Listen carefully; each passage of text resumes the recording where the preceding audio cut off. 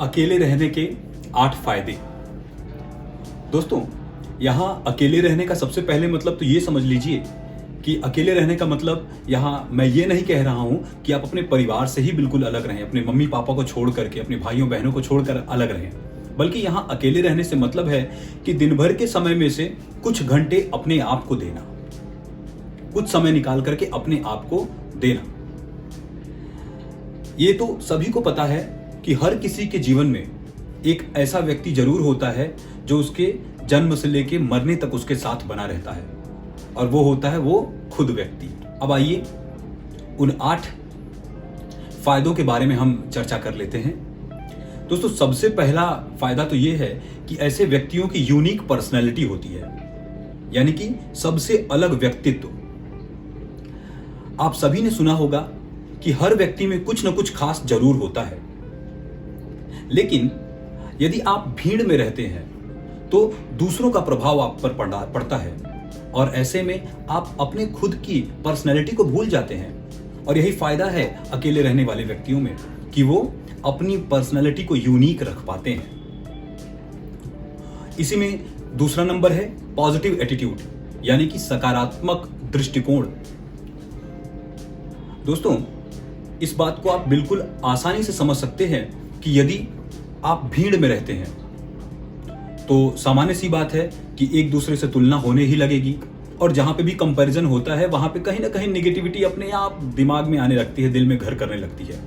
और यही फायदा है अकेले रहने वाले व्यक्तियों के साथ कि वो किसी के साथ कंपैरिजन नहीं कर पाते, ना ही करते हैं, तो ऐसे में वो अपना एटीट्यूड पॉजिटिव रख पाते हैं। तीसरा फायदा है सेल्फ रेस्पेक्ट, यानी कि जो अकेले रहने वाले व्यक्ति होते हैं वो अपना आत्मसम्मान बना करके रख पाते हैं।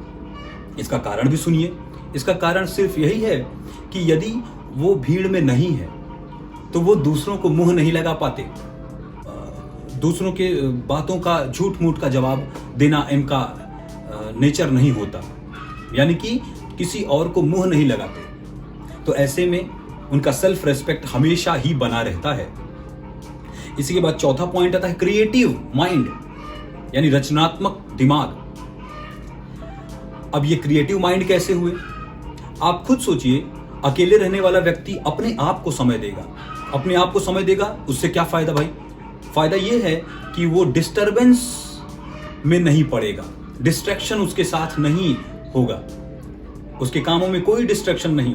और सिंपल सी बात, इसका रिजल्ट क्या होगा? इसका रिजल्ट होगा क्रिएटिव माइंड।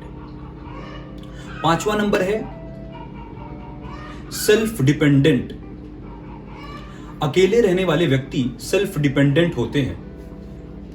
आप सब ये बात बिल्कुल सही जानते हैं कि आजकल के समय में लोग जरूरत पर ही आपको याद करते हैं, और अगर कोई अकेले में व्यक्ति अपना जीवन यापन करना जानता है तो उसे पता है कि यदि कोई व्यक्ति आपसे सहायता मांग रहा है तो उसे उसकी जरूरत है, और वो किसी के प्रभाव में नहीं जीता। ऐसा व्यक्ति, अकेले रहने वाला व्यक्ति, किसी के प्रभाव में नहीं जीता।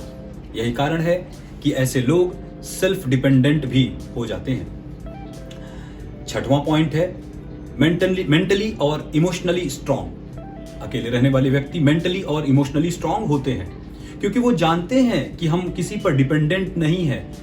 किसी काम के लिए वो खुद को जिम्मेदार मानते हैं, किसी काम के रिजल्ट के लिए वो अपने आप को जिम्मेदार मानते हैं, और इसीलिए ऐसे व्यक्ति अपने आप इमोशनली और मेंटली स्ट्रांग हो जाते हैं।